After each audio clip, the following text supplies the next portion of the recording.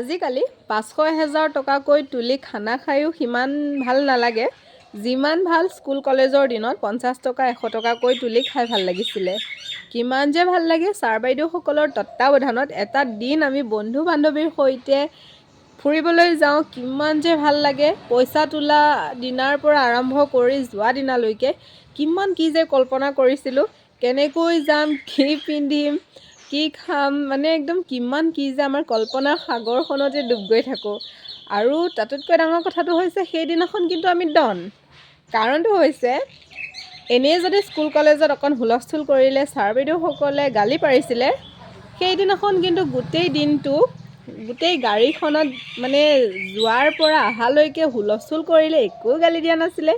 সেইদিনাখন আমি নিজকে মনতে ডন অনুভৱ কৰিছিলোঁ, কাৰণ ছাৰ বাইদেউসকলে গালি নিদিয়ে।